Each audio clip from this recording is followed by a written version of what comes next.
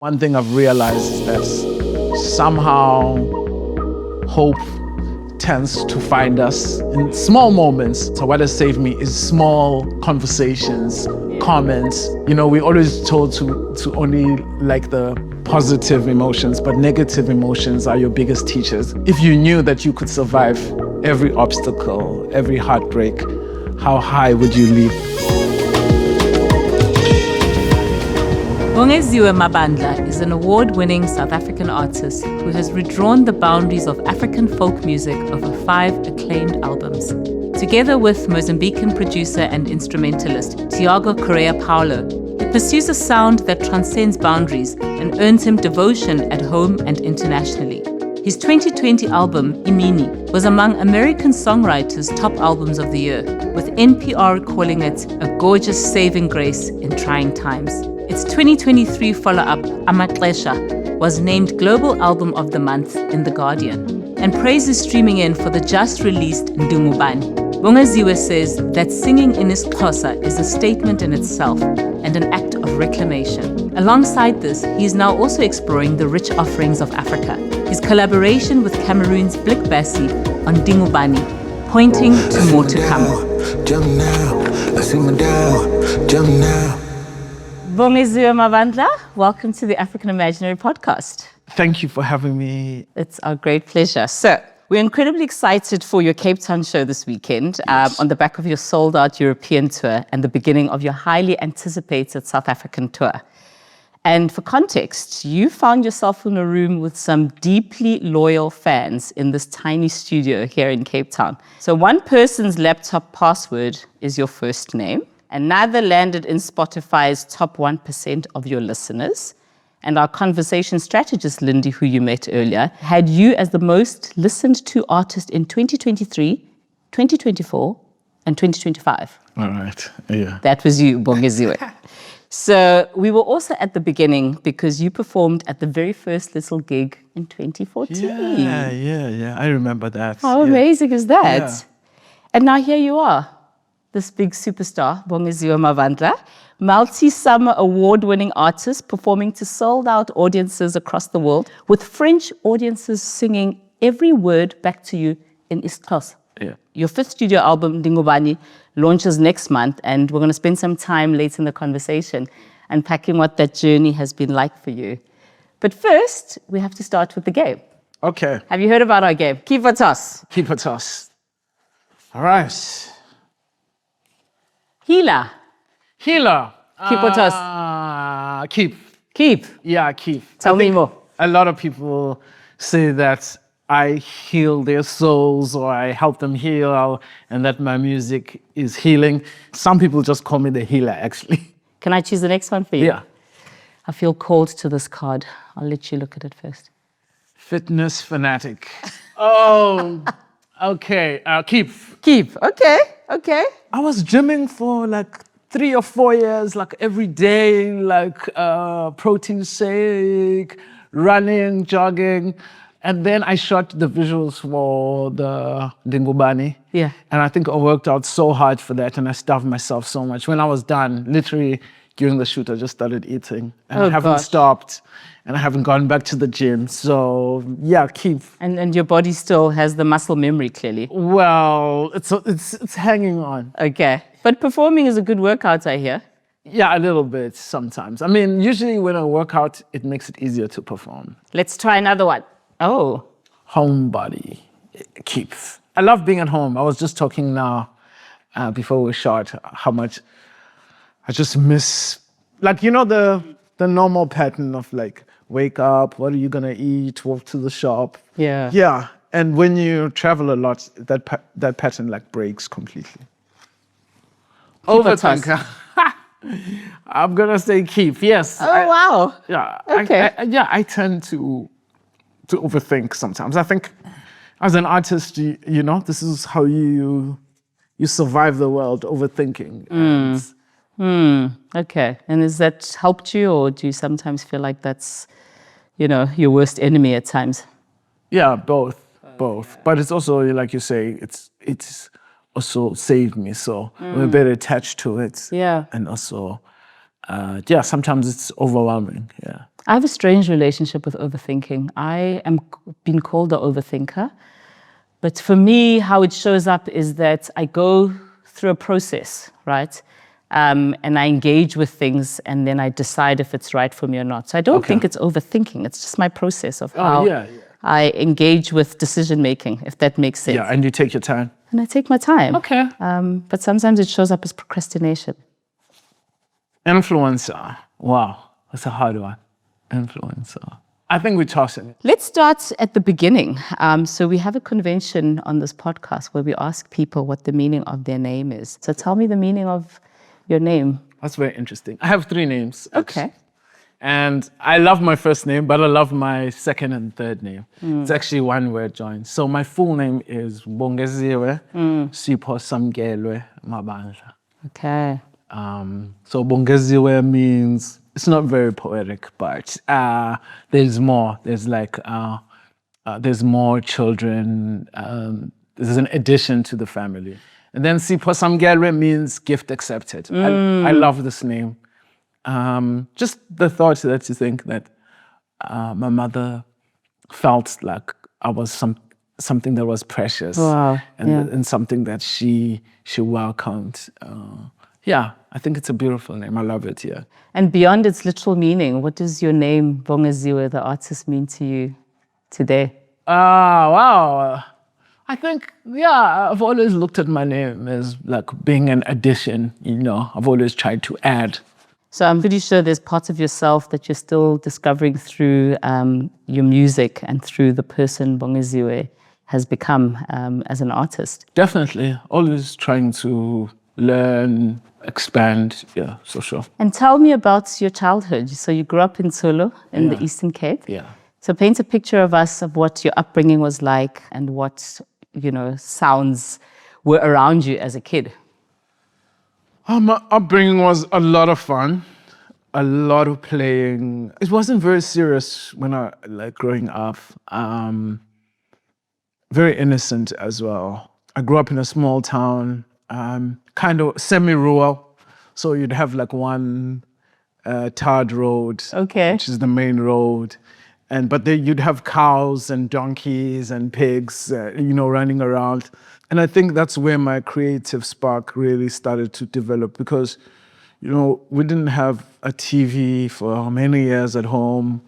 Even the radio, we had to buy batteries sometimes for the radios. Wow. That would run out sometimes, so you'd listen to the radio for only a certain time. Do you remember which radio station it was? Always, I don't know what it was called back then. It was like the one radio station to listen to every day.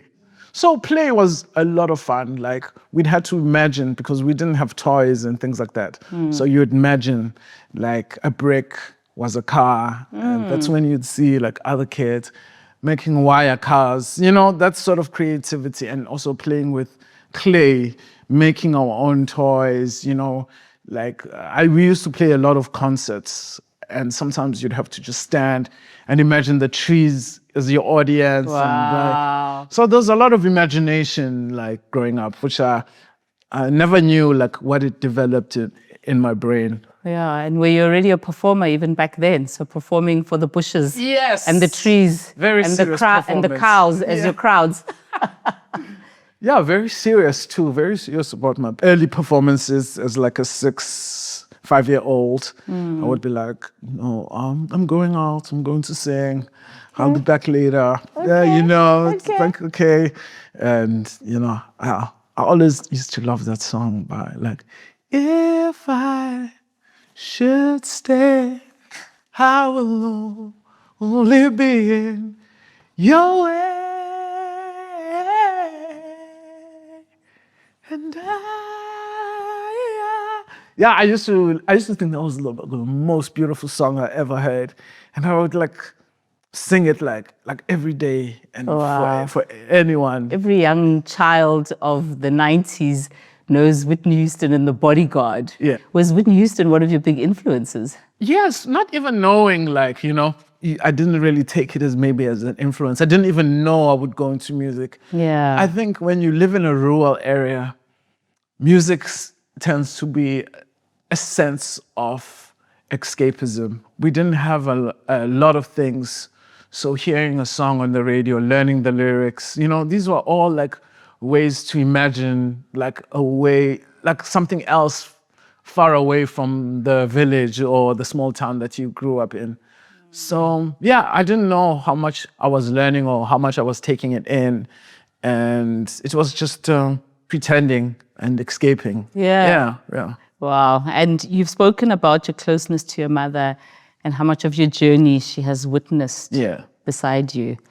What did she see in you before the rest of the world did? So, no, my mom has been such a influential character in my life, quietly, I remember one time telling my mom that I wanted to do this, and that I saw on TV, and one day I want to do it.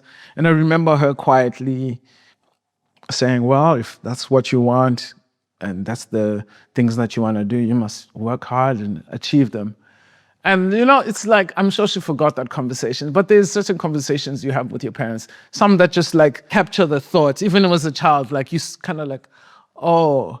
And I remember that conversation quietly, like that, I thought maybe she thought like, no, you'd never be able to do that. No, don't fantasize about being a singer. You live in a rural area, you must be.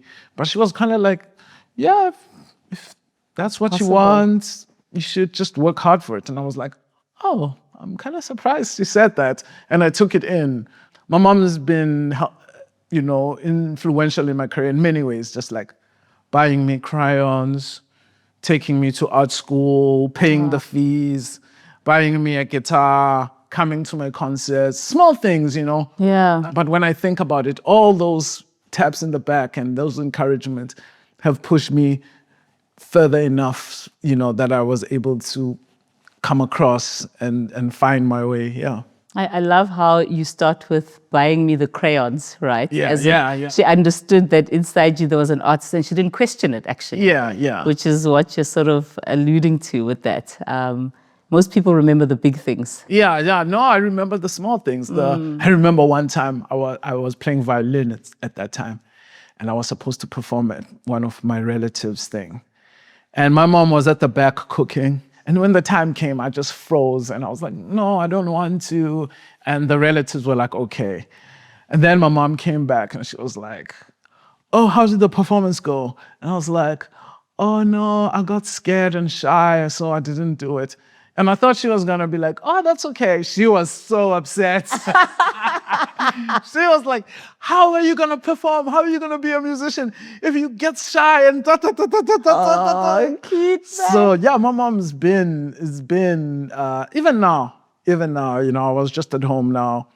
She was like, okay, iron your suit right now, go and do your hair because later you're gonna be running around. Mothers are so special. Yeah. And your mother sounds special. And I think it's something that relationship, it takes so many years to completely comprehend it. For many years, it's just my mom. It's my mom. My mom calls all the time, but especially I see it with friends that have lost their mothers. Yeah. Of, the soul connection that you have with your mother that, no other person can really ever feel completely. Oh gosh, you make me so emotional because, mothers are special. And what is your mother's name, by the way? My mom's full name is Makhosazana, but people call her Khosi. Okay. This is Khosi. This is Khosi. Aunt Okay. Khosi, yeah. Aunt Khosi. Well, shout out to Aunt Khosi. And in your household, what did Aunt Khosi celebrate with you and what was punished as a child? Ooh, a lot of punishments. I was like very mischievous. Really? Yeah, I was. You sweet little thing. Oh no, don't let this fool you. Oh, once you leave. Yeah. Yeah. I've always been a very polite, kind, soft-spoken kid. But when it was time to play and in time for the rules, I was just like always in trouble. What I loved about my mom's parenting style is that my mom was never strict. Like never super strict. My mom would be like, I'm gonna beat you when I get home, okay? And then when I get home, she'd forget. I'm like, okay, great. What was punished? Rudeness, We could never be rude to anyone. We always had to be like respectful to adults. It's just small things, like if we're an adult, have to sit at the back of the car to give the adult, you have to go greet the adults. Hello, Bunjani. All those things, you have to say please, you have to say thank you. All the South African big things, And you have to be respectful all the time. Those were the rules. And what was celebrated, a lot of the times when I'd come home from school, it was like, oh, he's back. Everybody used to be like, especially when I went to boarding school, like when I'd come back, everyone would come out like, ah! Everyone would sit around and I'm like, okay, so this is what happened. Like I remember the first time I went to the Summers, the first time I had an album launch, I would come back and I'm like, so I walked onto the red carpet and everybody would be like, yeah.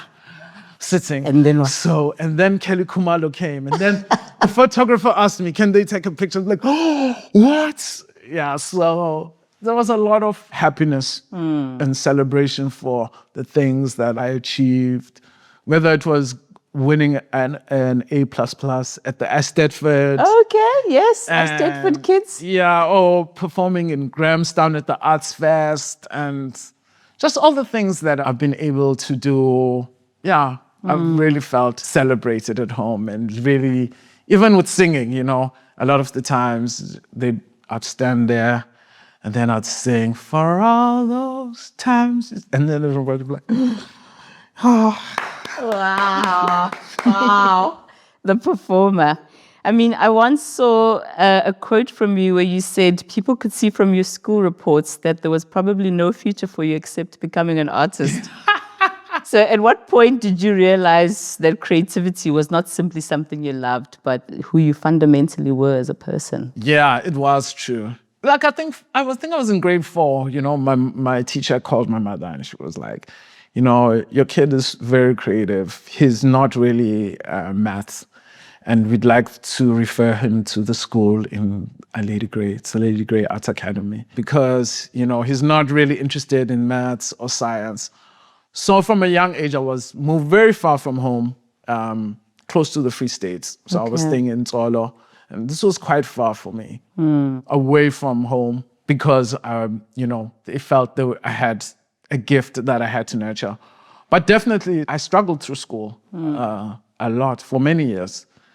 And it isn't until I went into art school. I mean, when I did, like, I don't want to brag, but when I did grade 11, I was studying drama, graphic design, painting, drawing. Oh, wow. But the marks I was getting, you know, I was getting like 90%, 95, you know? And I think it's because I was finally in the subject that I cared about and I was fascinated about, you know, I could excel now when I had found what I was good at.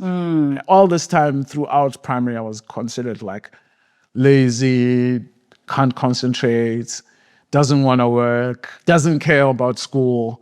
And, you know, I finished, you know, matric, you know, being a high achiever. And it was just finding my own path. Finding your own path and being happy at school, actually, which is a very special thing as you go through life to realize you enjoyed your schooling experience because not a lot of people have that experience. Yeah. So speaking of, you know, your experience as a child, you also once joked, I was told I was too sensitive. Now I get paid to be sensitive. That sounds like a line, you know? Yeah, like on the Real Housewives. Have a line, and now you have a line as well. So tell me more about that. What do you mean by you get paid to be sensitive? Somebody said it's amazing how you've made a career out of your sense of longing or your sadness or your trauma. For many years, a lot of people were like, you know,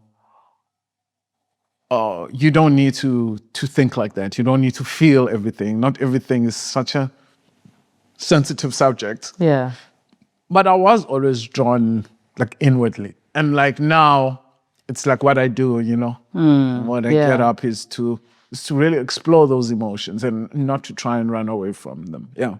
It sounds like your inner world is very colorful as well. Yes. Tell me about your inner world when you perform on stage. I daydream a lot, like, you know, I can go like very far, like, you know, I've always been like that. Almost like Precious, like the movie Precious, where like even in difficult circumstances, she goes into her head and imagines the same situation in a better world. There's that part where her mother is like being really bad to her and she daydreams, like her mother is so caring. She's like telling her to rest because she's got an important day. So I've always been like that, like inward in my head, like living, from fantasy and thought. My inner world it's been a saving grace. Yeah. I mean, you speak a lot about mental health, and you've spoken with rare honesty about depression, loneliness, therapy, intoxication, spirituality, and the search for peace. Yeah.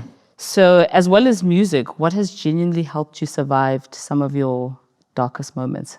I just think sometimes in life there isn't like one thing that saves you, but one thing I've realized is that somehow hope tends to find us in small moments. I think, I think that's my answer. What has saved me is small conversations, comments. Like I came on an Instagram post, that really like stayed with me.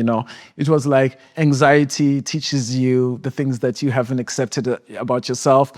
Fear teaches you all the boundaries that you haven't made. We're always told to only like the positive emotions, but negative emotions are your biggest teachers. Absolutely, yeah. And that really stayed with me. So I think sometimes life is like that. You just find like little solutions, little quotes, There's a quote that I've survived on for many years where it says, what if you could survive every obstacle, everything? Where would you leap? How far would you, Yeah. And I love that quote because it seems like we do survive. We do survive everything. And so if you knew that you could survive every obstacle, every heartbreak, how high would you leap? How far would you reach? I'm always a person who's looking for inspiration, not only for music, but for life. At one point, you said, I didn't want to be clever. I wanted to be devoted. And I loved the idea of distinguishing yourself from, an intellectual curiosity. Oh, yeah. I'm sure that's about a song. I think so. I think it was in your song where now you referenced devotion and prayer. Yeah. And what are you devoted to? I guess what I meant with that was like, I like to go full in, if I'm doing something. I actually thought it was for the song Masizyekelele, which is like a love song. It's like about letting go of all intellect and like following your heart. And I think sometimes, it does happen like that in life where you need to not be in the head, but in the heart. And your music feels deeply spiritual, almost ancestral at times. And I think it speaks to what you mentioned earlier about it being healing. You also sing in isiXhosa, which I believe is a choice that you've made. And there are people who are able to sing along even if they don't fully understand the words, which I think is, deeply profound. When you sing, are you singing just for yourself or for the people who came before you as well? I think spirituality is something that I'm learning very more, And this whole new album, I think one thing I've realized, I'm not a big meditator or anything, or I don't burn incense, but I do find that I'm learning that life is very much a spiritual experience. Yeah. And I say that because one thing I've realized now, the more I grow up, is that, things happen and there's sometimes no real way of explaining them. And then you realize that when you join the dots, you realize, hey, something has been protecting me or guiding me here or leading me here. And it's not because of my doing. There's a way that life fixes itself and molds itself. And I also think, we were speaking about parents, and I think also I realized there's something so divine from you coming from someone and they coming, and the choices that your great-great-grandmother made many years ago, affect sometimes what is happening to you. And I find that so profound, knowing where my family is from and what they've gone through and everything that has led us to this moment. I I find, that's very spiritual. And what do you think has led you to this moment? Heartache, tough life experiences. No, I had a big health scare like 2 years ago. I'm sorry to hear that. And like, having a health scare, like, I had a mass and it had to be removed and they thought it was like, it'd be cancerous. Oh. And there was just something about, like, if you've never been very ill, like, it's a very new thing. And you hear about people being in hospital, but it's something when it happens personally that really changes your life and makes you see your whole life in a very different way. Like, I survived the whole experience. It was benign. But coming back to everyday life after hearing that there was this potential of being very sick, it changes you. Like, I remember being in the hospital in bed, like, after hearing this. And everything happened within days. I was like, ultrasound one day, 3 days later, I'm doing the op. I'm done with the op. We're waiting for the results. I was like, and I'm sitting there and I'm like, what happened? This does not seem like my life. Yeah. It does not seem like me. And I don't know, but something, and I'm hearing like all the possibilities, like we might have to go through chemotherapy. Oh my gosh, yeah. I'm just like, and there was just something in me that like, and I don't know if that's spirituality, but I just said, I just feel like it's not going to happen to me. Yeah. This is not my journey. And it's a hard thing to think that positively when you're very sick. But that's why I feel like even that, just like walking away out of it, like nothing happened. Wow. And I think the deep sense of hope that one needs to tap into in a situation where you lose so much control, right? And you think about what could have happened. Yeah. I wonder if does that still sort of guide how you show up in the world today, knowing that you came so close to something being a lot more serious than what it was. Yeah. Wow. And it's a scary one because it's even harder to now that you've survived like something so horrible. Yeah. How do you change your life? And I also think, I've recently lost someone to a serious illness. And, for those who get to live or who have their health, you sometimes feel a sense of responsibility in how you live your life, right? Yeah. Because for those who didn't have the option or the opportunity, and you almost feel like it's incumbent upon you to now do something with it. Yeah. And I think you're doing that well. But let's talk about the evolution of the work. You originally moved to Joburg to study drama, although you were always singing to mirrors, bedrooms, and anyone who would listen in Tsolo. Then came the turning point, which was you meeting Paolo from 330 Mo, who apparently, you collaborated with and signed, and you came up with the album Umlilo. And later met Tiago, who became your long-term producer and creative partner.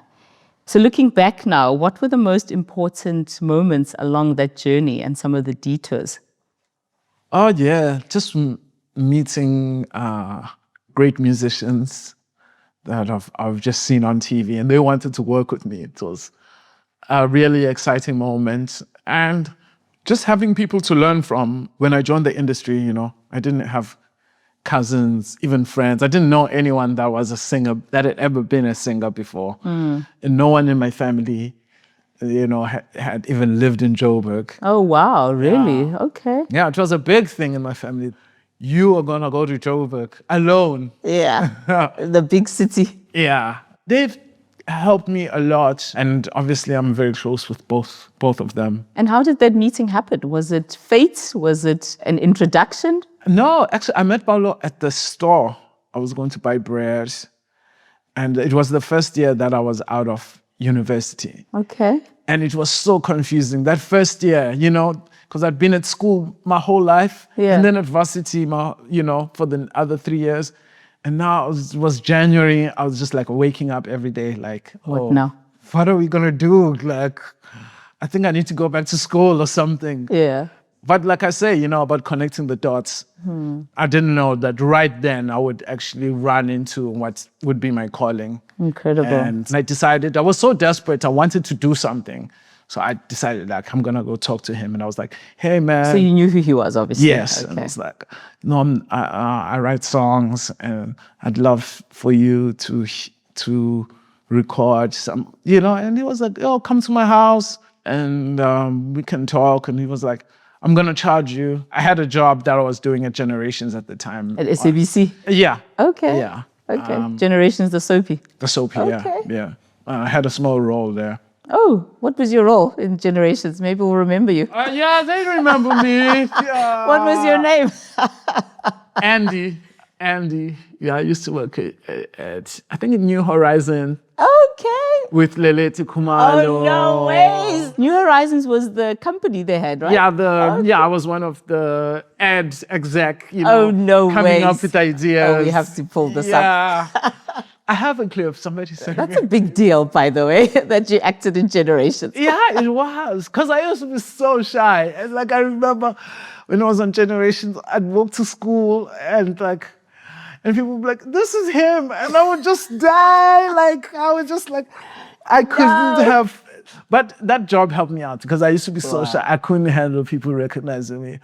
And then like, I just learned look up, keep walking. Yeah. And was it a recurring role or just a once-off? Yeah, no, I think I did Generations for like 3 to 4 years. You had a proper career going there, hey? Yeah. You were not just an extra on set. And I negotiated my own raise. Oh, wow. I went up there and I You was didn't like, have an agent? I did, but like, I did have an agent, but Okay. like, I was studying drama. I knew a lot of the kids, they weren't studying drama. Okay. So I went there and I was like, "Hi, I'd like you to expand my role, please. Need a bigger role." Because I heard that's how cool. That's how somebody told me when I was working there, that you go there and you ask production, like, can they make your role bigger? So I put on the guts and I was like, "Hi, I'd like you guys to extend my role." And they were like, "Oh, we're going to see what we can do. Da, da, da, da. And I'd like you guys to please raise my fee." And they did. Wow. That is incredible. Yeah. I love that. So I used the money from Generations to pay Paolo to start recording me. After a while, he was like, "I've been playing these songs for a lot of people, and people really like them, and we'd like to sign you." And I was like, "Oh, that like a record deal." I was like, "What? Me?" I was like, "Oh, that's amazing." And I was like, "No, I want to, but you need to pay me back the money that I paid you if you guys sign me." So I You said this to Paolo? Yeah, I said, yeah. Jeez. When I was young, I didn't play around. Great business acumen. Yeah, I was like, now that you You signed owe me, Yeah. you need to pay me back I'm the going to money. be famous. Yeah. Love And it. he did. And he did. Yeah. Incredible. And so you worked with him from your first album to your second? No, I worked with him just on the first album. Okay. And it took a long time. And shame, he was like, "I'm gonna work with you until you get a record deal, until you get this album signed by a record deal." But it sounds like there was quite a few detours as well along the way. I love to unpack people's detours because often once people see you on the world stage, they forget about the twists and turns. But do you feel like some of that uncertainty during that time shaped the way you became or the artist that you became ultimately? Yeah, after meeting Paolo, it took many years for me to finally find a record deal. But he had said, "I'm going to work with you until you find a record deal." And he stuck with me and he found me a record deal. I think in 2012, I remember, the record company was taking long to confirm the deal. Really? I mean, months and months. So I knew that I had gotten an offer, but it was taking forever to come through. And I think it took like even almost a year for me. They even had to write me a letter of intent. Oh, wow. Because I was like, "No, guys, I've been telling my mom that I've got a record deal coming. I can't go home another Christmas and they were like, "Okay, we're gonna write this letter of intent for you." And I came back in January, and I think by March, I came and I signed the deal, read the contract myself. Oh, wow. Okay. Super impressive. No, like super like, I don't know what they're Word for talking word. about here. Yeah. But I signed it, and that's how my career began. Yeah. Incredible. Incredible. It sounds like no one can scam you, right? Because you clearly are looking out for yourself even when others are asleep on the job. Which is amazing. And I think it's an important thing to talk about as an artist, right? Is how to advocate for yourself, regardless of your level in your career, you know? I've made a lot of mistakes as well. Yeah, I wish I had people that would have protected me from some of the deals I made, you know? Yeah. I speak about, I signed that deal without any help, without anybody helping me read it, because I just couldn't afford to get a lawyer. Oh, absolutely. And I couldn't miss the opportunity as well. Like, I had waited so long for the deal to come in.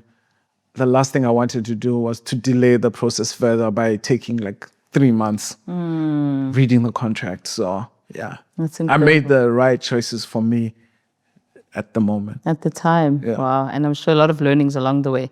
Has there ever been a song you were afraid to release because it revealed too much of who you really are? Tell me about it.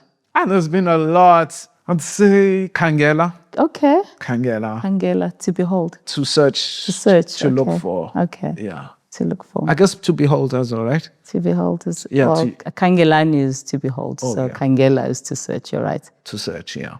Beautiful. And that song is about, I guess, my gamble with, you know, my sense of loneliness and my sense of longing.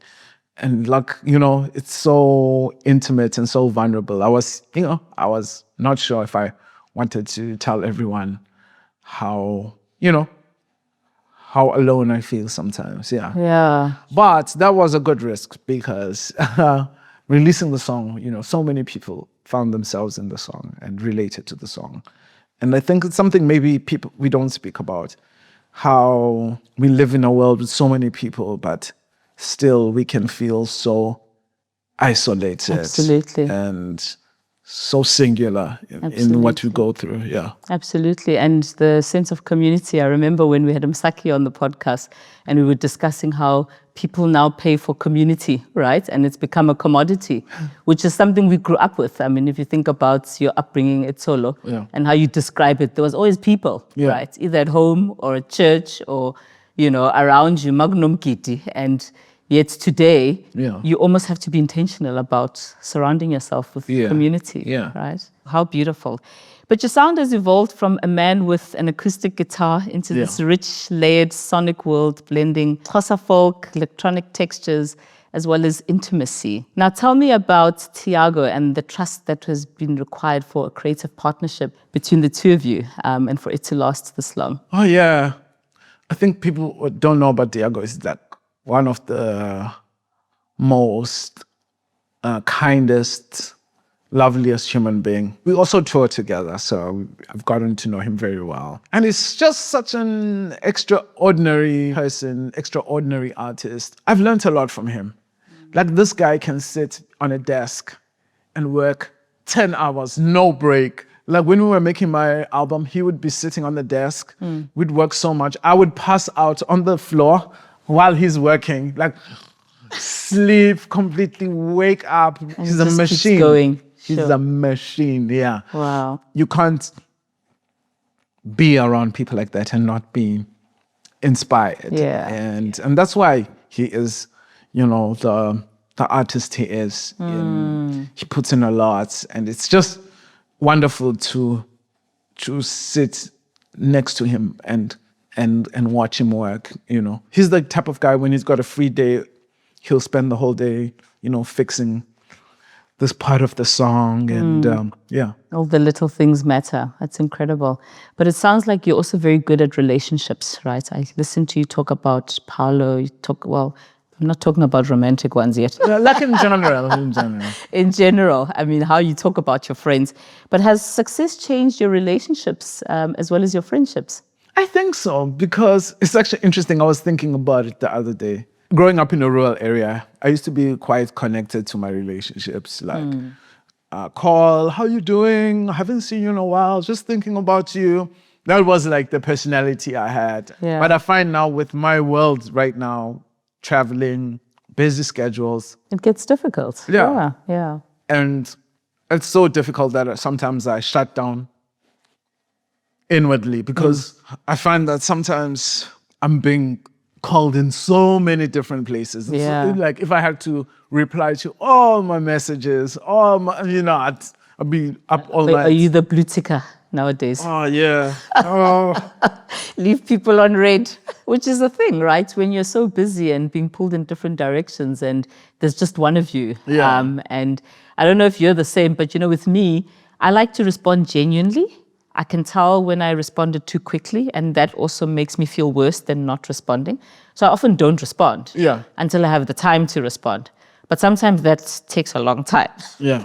Which I also think is a communication style, which some people get and some people don't. But is this something that bothers you, or you've just come to accept it now about yourself? I think it's something that I'm learning a bit more as my career changes. Now it's gone to a point where I actually can't do it at all. I can't really, I think I'm at that point where I need to really evaluate who are my core real friends and my family and nurture those, then try and nurture all the relationships. True. And I think, your core people will give you grace. That's what I've come to learn. Yeah. But you first have to establish who they are. And speaking about, how you are perceived now, how does the community that you grew up in see you today? My family is very proud of me. And they always remind me, you always said you were going to do this. It's unbelievable how, growing up, you were like, I'm going to be a singer, I'm going to go to Joburg. And I think they're really proud of me in that way because I was always the baby of the family. And I remember growing up, people were like, oh my God. I remember my mom saying, do you lock your house in Joburg? When you leave the house, do you just not leave it open? Because I was so much the baby. So I think they're always worried about how responsible I would be. And I've proven that I'm quite responsible. Yes, and if you're okay, I'm sure they worry about you, but they love you and are proud of you and happy to see you on the world stage. Yeah, and I can make decisions and I go for what I want and I can speak my mind. I think those are the things that have really surprised my family. Wow. Is how I think they always knew I like music, but I think it surprises them when they see how dedicated and how hardworking I am and how much I do differently. And my mom was saying, when she sees backstage how much work there is, she just gets to say, wow, I see now how much you work. You work a lot. Look, I think it sounds like you've been held growing up by your community, which I think is so special, right? Yeah. A lot of people don't have that experience. And I think I saw in your tour documentary where you performed in Cape Town, then you performed in Stellenbosch, and then you went to Langa. And you said, I think you had a venue called Kwakukas Tebe. Yeah. And you said in Langa was one of the first shows to sell out. Yeah. And I just thought, what a beautiful thing to have your community show up for you. Yeah. Right? It's like the people in Langa showing up with their rands and cents and being intentional and being the first venue to sell out and go, we're going to do this because we want to see one of our people who's gone on and done.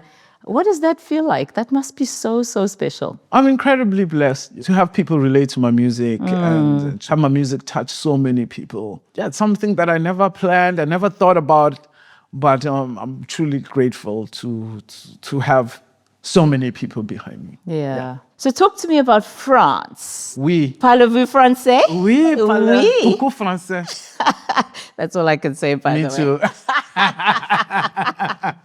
So Johannesburg may still be your favorite city in the world, but France has become an extraordinary second home for your music. Yes. You perform to sold-out venues where audience sing in isiXhosa word for word. What does it feel like to witness people across cultures connecting so emotionally to your music? Oh, yeah. France has always embraced me. I've had such an interesting relationship with France, Paris, spending a lot of time there.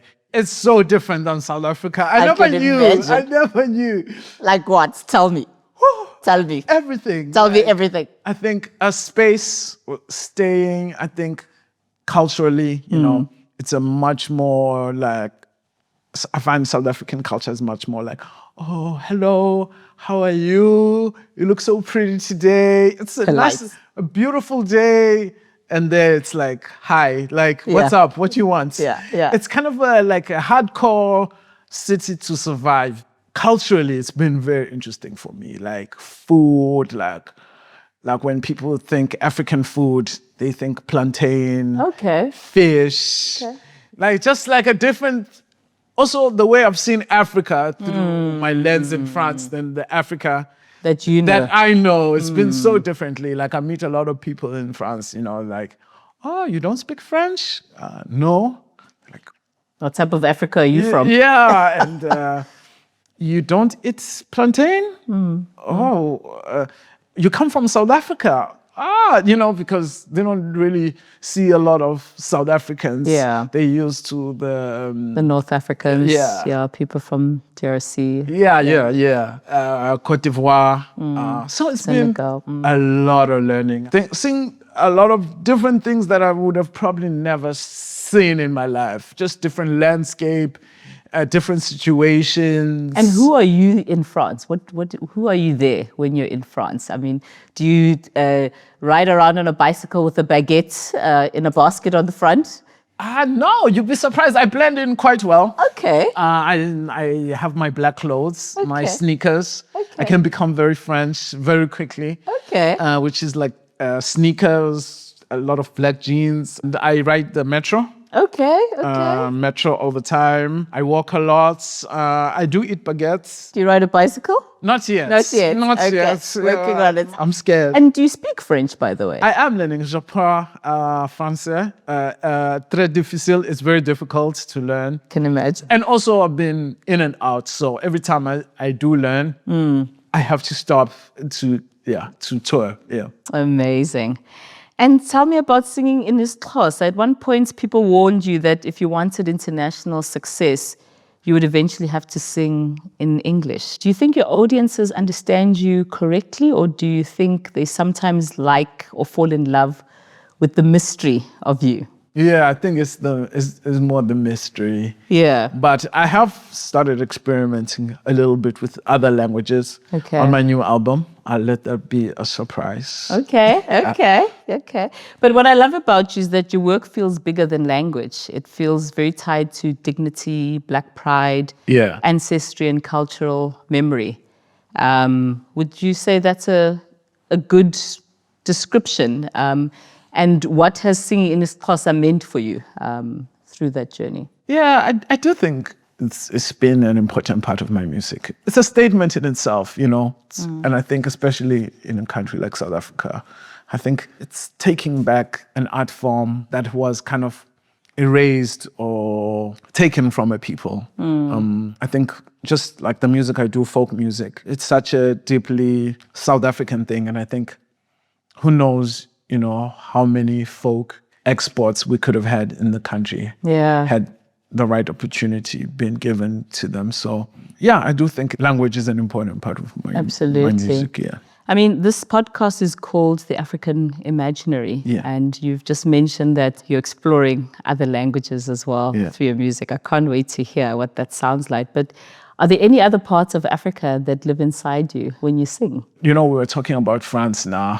I think like France has really opened me up to just sing Africa as not just one thing. I'm really curious now with all the cultures that I'm witnessing and exploring and now getting to interact. I think sometimes when you live in South Africa, your African experience can be very limited. Yeah. With the opportunity, like I travel a lot. I've traveled a lot to Southern Africa, like to Mozambique, Swaziland, Zambia. I've also been to DRC. Okay. I've been to Morocco. I've been to Cape Verde. But there's still so many countries I still haven't explored. Yeah. And now I have a lot of interest. Also on my new album, I'm working with the Cameroonian artist called Blik Bassi. Okay.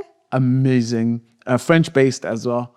But just with this collaboration, I'm hoping that I can open myself up to not just being like performing in Southern Africa and Europe, but I do want to explore other territories. I'd love to go to Mali, Lagos.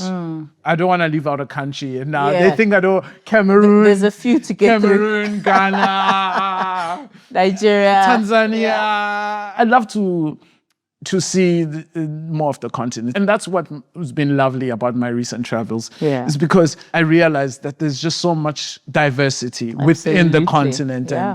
and so much diversity in terms of arts, language, so much to see, actually. And I've been exploring Europe, but I'd really love to see more of the continent. And I think it's important. I mean, we're sitting in South Africa filming this during a time when we've just experienced a fresh spate or fresh wave of xenophobic violence.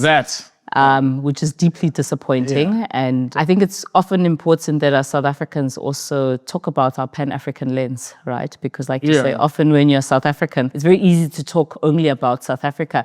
But we're also deeply interested in what happens in the rest of the continent. And I, like you, I actually once said I'd love to spend a year and not leave the continent and only travel on the African continent. And I think, there's a lot to get through, as you mentioned, right? And people ask me about that a lot. And like, they say, why are people killing people in South Africa? It's like the type of question when, especially if you are living amongst other Africans. Absolutely. It's confronting, exactly. How do you explain it? Yeah, what is the right answer? Fully understand. Let's talk about style, fashion, and your identity visually, because this is actually one of your things, if you have a thing, right? It's become a big part of your artistry, your sense of fashion. I mean, at the moment, you're also the face of Fabiani's tech utility line, from what I understand. You also explore very much gender-fluid silhouettes, and you do collaborations with designers like Nawa Serati and Tebe Magugu. So your fashion feels very intentional, expressive, and quite fearless. So talk to me about your relationship with fashion. I love art and I grew up, like I was explaining, like just involved with color, textures. I wanted to bring that element to my art and to my music. But I think it's definitely just from a love of art and the love of beautiful, thought out patterns and textures. A fashion statement. And who are some of your favorite designers currently, or some that you've worked with or plan to work with in the future? It's going to be a hard, because I'm going to leave out one. And they're going to be like, you didn't mention me in the... Okay, my favorites are Lucanio, Richie Mnisi, Tebe Magugu. So start with your friend base, right? Maxwell. Musa Maxwell. Yes, Musa Maxwell. I love Shout out this to Musa Maxwell. Thank you. Boys of Soweto. Oh, yes, now of I'm course. deep in this. Love Boys of Soweto. Xhosa. Oh, who am I forgetting? Nawa Serati. And I love all the designers in South Africa. Everyone who's doing beautiful things. Yeah, there's beautiful work on the continent being done. Anyone specific you're working with or collaborating with at the moment, in as far as design is concerned, or? I'm making like a lot of stuff myself, like merch, so that my fans can get to experience some of the things that I... And I'm working on a necklace right now. That's very exciting. Okay. Will it be unisex or? Yeah, unisex. Okay. I've been working on it a while. I guess this is my way of doing art and also giving people... I think with this Ndingubani project, there's a lot of my own visual art on the work. Like I did a painting that I'm photographed with on the cover of the new album. And I'm doing this line of my work on T-shirts. I've worked with Chris Saunders on some of the art photographs and visuals. So there's a big art theme on this album. Speaking of Ndingubani, which is your 5th studio album, Ndingubani obviously means Who Am I? Yes. Which releases on the 11th of June, 2026, at the time which we're filming this. So the title itself feels quite existential. Who was asking that question? Ndingubani? Was it the artist? Was it Bongeziwe, the man, the child, or all of them? I think that title came from, I looked at all the songs and I noticed that each song was explaining a bit of who I am. That's how I started. I wanted the audience to kind of know, and the people that listen to kind of have a deeper understanding of who I am. I realized after 4 albums that it's not worth it keeping things in, especially as an artist. And especially now I've had 4 albums. Like, I don't know how many more albums I will get to make in my life if I don't really let go, I might never have the chance to actually completely expose. So I wanted to be really intentional and write songs about the person I am. And like, so when people listen to the album, they have a deeper understanding of mine.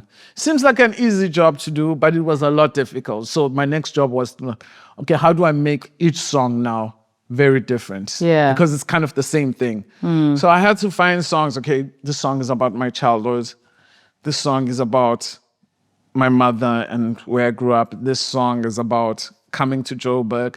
This song is, so I had to differentiate. And that's why I named it Ndingubani, because each song is almost a little insight of who I am. Yeah. The single Zama, Walila, beautiful song. Saw you perform it as well. And I saw your video on Instagram. Yeah. Absolutely amazing.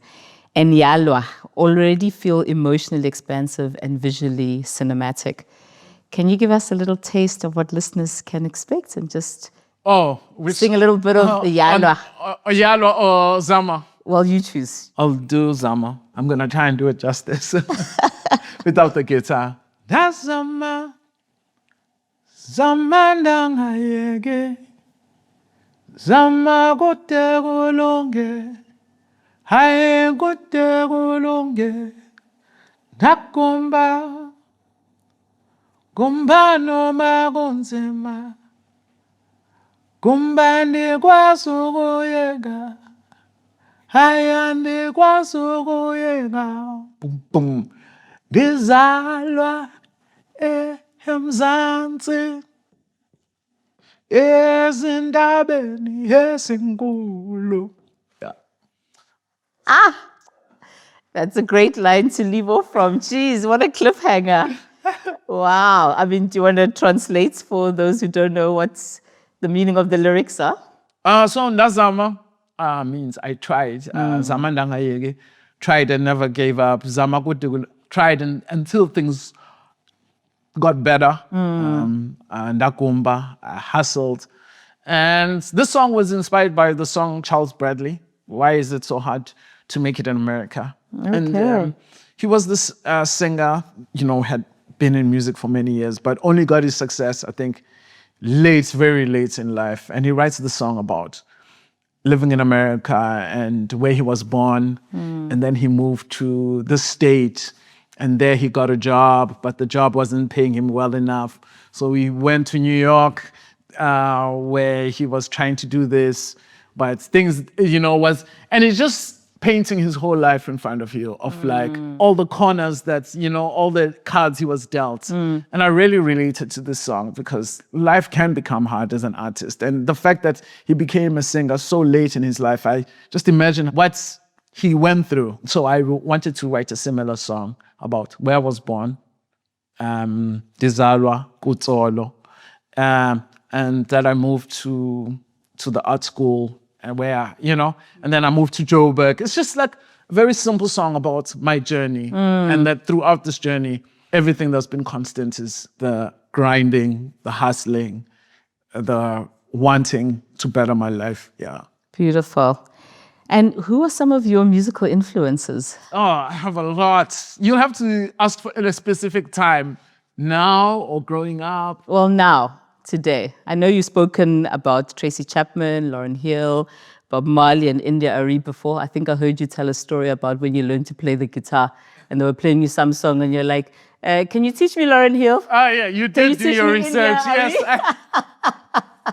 You definitely did. Which made me laugh. I'm done with these I feel it in my fingers songs.